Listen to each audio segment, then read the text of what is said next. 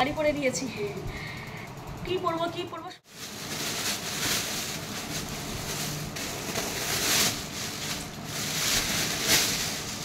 অবস্থা ভাবো তাহলে।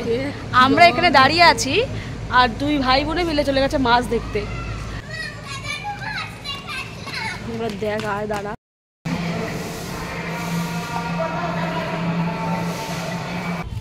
আমার আইসক্রিমটা ভালো, আমারটাও ভালো, আমারটা বেশ ভালো, কিন্তু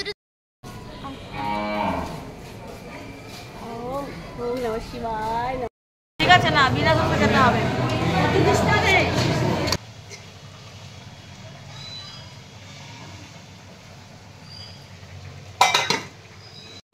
গুড মর্নিং ফ্রেন্ড, শুভ সকাল। এখন সকাল 8:30 দেখতে পাচ্ছ, আর আমার ঘর কিন্তু পুরো পরিষ্কার।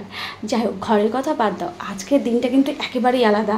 তোমরা তো জানোই আমরা মন্দারমণি ঘুরতে গেছিলাম, তো সেখান থেকে ব্যাক করার পর কিন্তু আর তোমাদের সাথে ভিডিও আমার আপলোড করা হয়নি, দেওয়াও হয়নি। কিন্তু শ্যুট তো করা হয়েছে, সময়ের চাপে, কাজের চাপে বা নিজের ব্যস্ততা বা অবহেলা যেটাই বলো না কেন, সব কিছুর কারণে কিন্তু ভিডিও দিতে পারিনি। আজকে ভাবলাম ভিডিওটা যখন অনেক দিন ধরে পড়ে আছে, না দিলেই হয় না। আর আমি কী বা কেনাকাটা করলাম মন্দারমণিতে গিয়ে, সেটাও। আর আমার রান্নাঘর দেখো, এত সকালে কত রান্নাবান্না তোড়জোড় চলছে।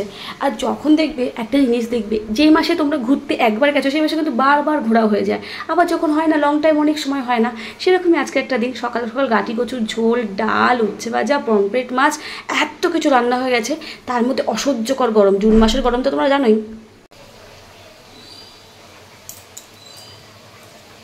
আমার মুখের পরিস্থিতি দেখে তোমাদের হয়তো কারোরই ভালো লাগছে না। আজকে ব্লগটা ভেবেছিলাম শ্যুট করবো না, তারপরে ভাবলাম এত এক্সাইটমেন্ট, একটা সুন্দর দিন শ্যুট না করলে আর আমাদের দিন পাবোই না। সো আমরা মন্দারমণি থেকে যেদিন চলে এসেছি, পরের দিন তো জানোই কত কাজ থাকে। সব সমস্ত জামা কাপড় ছাদে কেচে দিয়ে এসেছি। আর কালকে পমফ্রেট মাছ এনেছিলাম, আবার কই মাছ এনেছিলাম। কই মাছ রান্না হয়ে গেছিলো, ওটা বলা তোমাদের সাথে দেখানো শেয়ার করা হয়নি। আর আজকে পমফ্রেট মাছটা সর্ষে পোস্ত দিয়ে করলাম, আর এই যে বাবুর জন্য একটা ঝোল করে ফেলেছি, আর একটু গাঠি কচু করবো। এর কারণও হচ্ছে তোমার দাদাভাই কালকে চলে যাবে, মানে আগামীকাল চলে যাবে। তো ওর জন্য ভাবলাম আর তো সময় পাবো না রান্না করে খাওয়ানো, তো সকাল সকাল রান্না করছি। ছেলে স্কুল থেকে আসলে আমরা আবার এক জায়গায় যাবো, তো কোথায় আমরা এক জায়গায় যাব। কিন্তু আমি কোথা থেকে আসার পরে, মানে মন্দারমণি থেকে আসার পরে কী কী কেনাকাটা করেছি সেটা তোমাদের সাথে একবার দেখিয়ে নিই। তোমাদের সবাই দেখতে ইচ্ছা করছে, তাই না? আসলে কি বলো তো, যে কোনো জিনিস, মানে আমরা মেয়েরা কিন্তু প্রচুর ভালোবাসি জিনিসপত্র, তাই না? ঠিক তেমনই আমার একটা জিনিস খুব প্রিয়, সেটা হচ্ছে ব্যাগ। আমার ব্যাগ ভীষণ ভালো লাগে, আর আমি যেখানে যাই না কেন ব্যাগগুলো কিন্তু খুঁজি। আমার ভীষণ প্রিয় একটা ব্যাগ এটা কিনেছি, যদিও খুব সিম্পল, তবু বটুয়ার মতন খুব সুন্দর এই ব্যাগটা। একদম কম প্রাইসের মধ্যে পেয়েছিলাম, নিয়ে নিয়েছি। আর এই ব্যাগগুলো অনেকগুলো নিয়ে নিয়েছিলাম সবাইকে গিফট দেবো বলে। এই ব্যাগগুলো বেশ ভালো ছিল। আর আমি কিছু কাঁধ ব্যাগ নিয়ে নিয়েছিলাম, যেহেতু স্কুলে যেতে হয়, ডাক্তারখানায় যেতে হয়, একটু এদিক ওদিক যেতে হয়, তখন একদম হ্যান্ড ব্যাগগুলো কাজ করে না। এই ব্যাগগুলো কিন্তু বেশ ভালো, এগুলো অনেক কটা নিয়ে এসেছিলাম সবাইকে একটা করে দেবো বলে। বেশি না, 3টেই নিয়ে এসেছিলাম। তো যাই হোক, এই হচ্ছে আমার মন্দারমণির শপিং।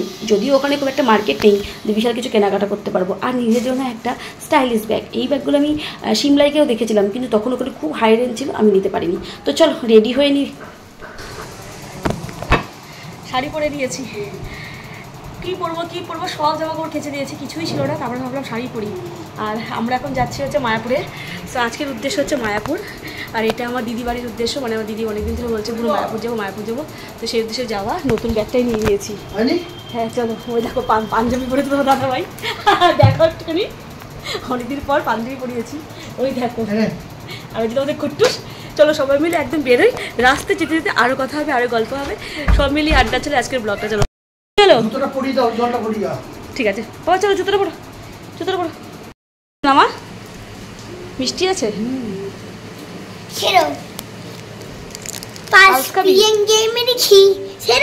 দাঁড়া পালস দিচ্ছি।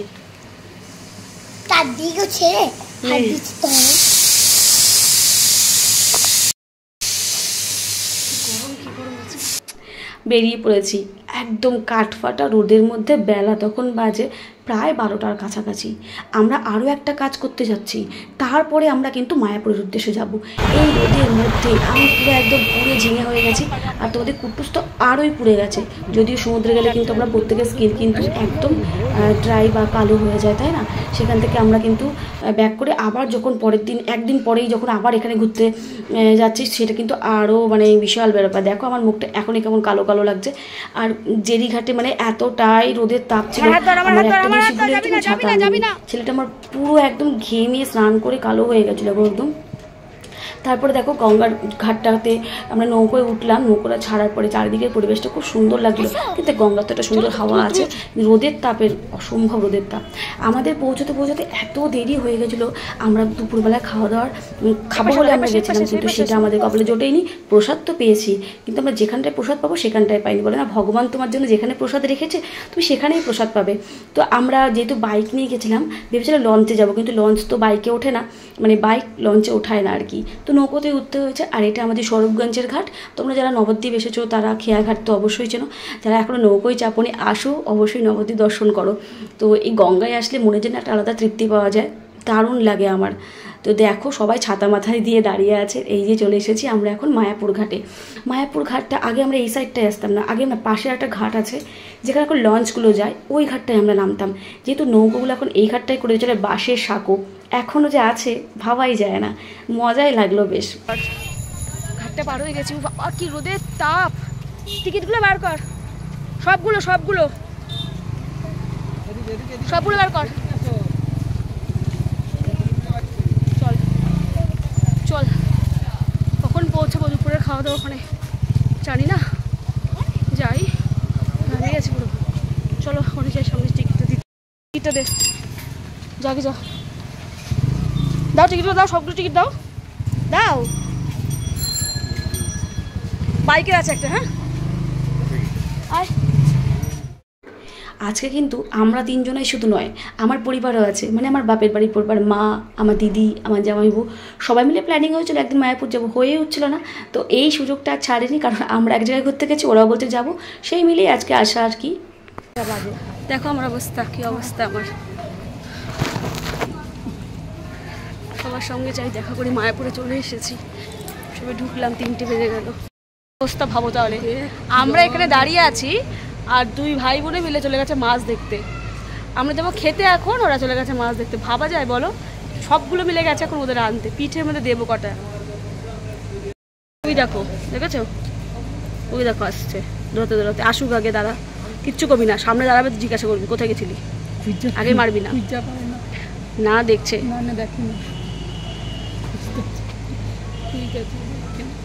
দেখছে দেখছে, আমারটা তো সোজা দাঁড়ায়।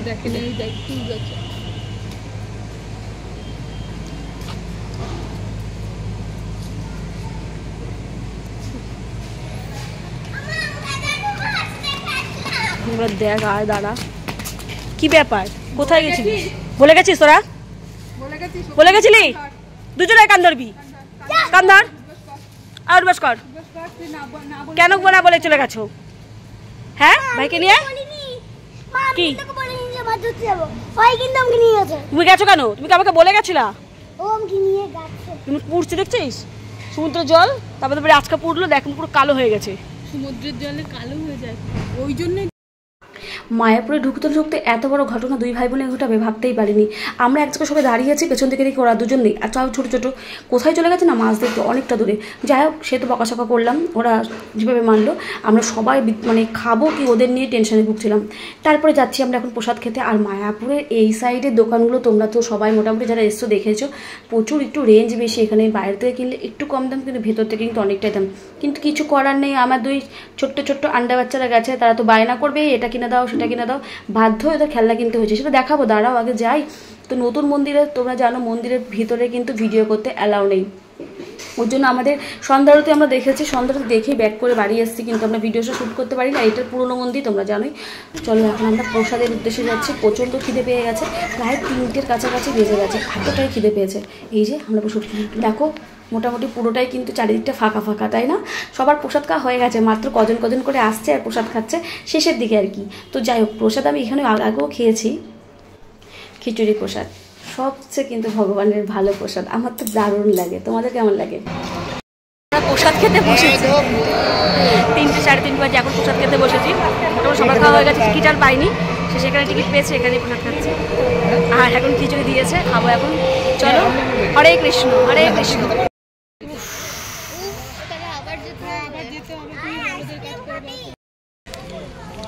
সব পড়ে গেল।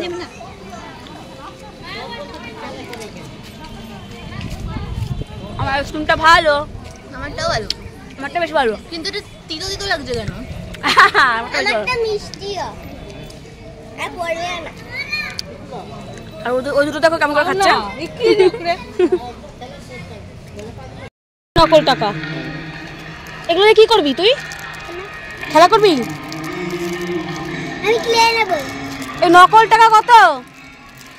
এই নকল টাকা মার্কেটে এখন সবই পাওয়া যায়, নকল থেকে আসল সবই। ওই যে বললাম তোমাদের খেলনার বায়না করছে, এ বলছে ও নেবে এটা, ও বলছে ওটা নেবে, কিন্তু যখনই যেটা নিতে যাচ্ছি মানে যার দাম হয়তো 5 টাকা সেটা 20 টাকা চেয়ে বসে আছে, মনে হচ্ছে যেন বিদেশ থেকে আমরা এসেছি, কোনো কিছুই দাম ঠাম জানি না। কিছু করার নেই, ওই যে বাচ্চারা কিনবেই, তো বাধ্য হয়ে এই যে দিদির মেয়েকে এই পেনটা কিনে দিয়েছিলাম বিভিন্ন কাল। ছোটোবেলায় আমি অনেক নিয়েছি মায়াপুরে এসে, বিশ্বাস করো এই পেনগুলো কিন্তু আজকের না। আর ও একটা খেলনা কিনেছে মায়াপুরে, যতবারই আসো না কেন তবুও তোমার কাছে মানে মায়াপুর কিন্তু সবসময় জন্য নতুন লাগছে না। দেখো মায়াপুরের রাস্তা, আর এই মন্দিরটা যে দেখতে পাচ্ছ না, এটা অনেক পুরনো। মানে আমরা যখন ছোটোবেলায় আসতাম, আমার ছেলেবেলাটা এখানেই কেটেছে, মনে করো নবদ্বীপে যেত আমার বাড়ি, মায়াপুর তো খুব একটা দূরে না। তো আমি যখন একদম ছেলেবেলায় মা বাবার সাথে আসতাম, আমি কিন্তু এই মন্দিরটাই দেখেছি। এখন তোমরা পেছনে বড় মন্দিরটা দেখতে পাচ্ছ, চলো বা চল, খুব সুন্দর, যাই বলো না কেন তোমরা।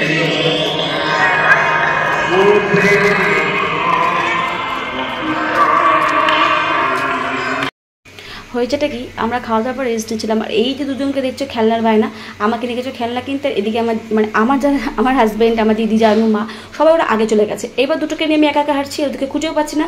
আর এটা কিন্তু সমাধি, মানে যেখানে বৈষ্ণবদের সমাধি দেওয়া হয় সেটা, সেই জায়গাটা এটা।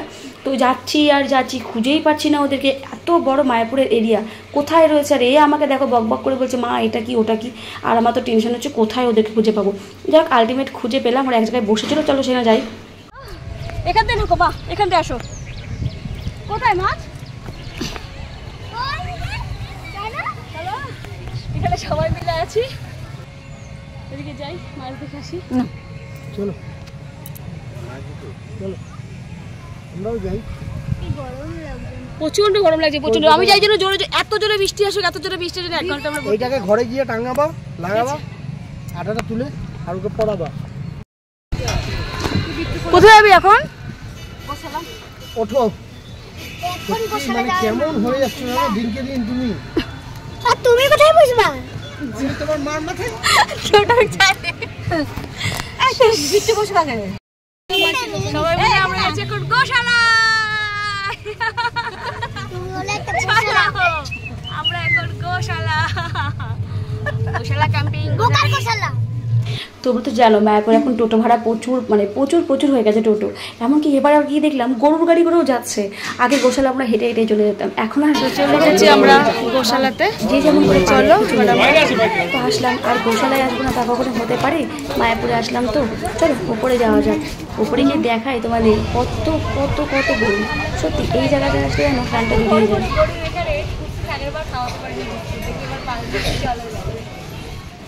এর আগেও আমি মানে মায়াপুরে এসেছি তো দাদাভাইয়ের সাথে, সেবার গোশালায় এসে গরুকে দূর থেকেই দেখেছি, কাছে গিয়ে যে হাত দিয়ে ধরবো সেটা আর করতে পারিনি, ভয় পাচ্ছিলাম। এবার সবার সাথে এসে মনে একটু একটু সাহস বেড়েছে। একটা গরু এত সুন্দর, তার শিংগুলো কিন্তু পায়ে খুব চোট পেয়েছে নাকি জানি, বয়স হয়ে গেছে, হাঁটতে পারছিল না, তাও কাকে আস্তে আস্তে আস্তে ডাকলাম, পরে সে চলে আসলো। তো দেখো পুরো গোশালায় ভর্তি গরু, আর তার শিংগুলো অপূর্ব, না দেখলে বোঝা যাবে না। মানে গরুর মানে কি বলবো, এত ভালো, মানে বিষ্ণু ঠাকুর মানে সত্যি মানে শিং দুটো যেন দিয়েছে মহাদেব এরকম। তো এই দেখো একে ডাকবো এখন, এ ঠিক আমার কাছে আসবে। এখানে আবার দানপাত্র আছে, যে যা কিছু দান করতে পারে।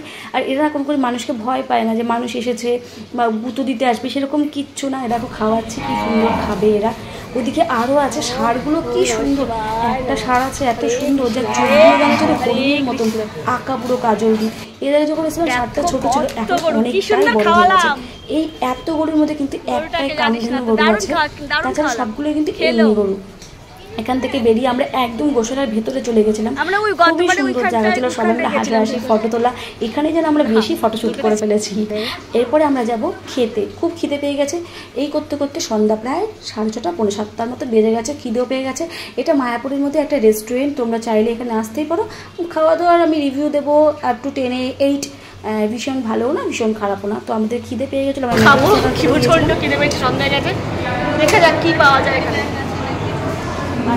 মিক্সার দিচ্ছিস খাবার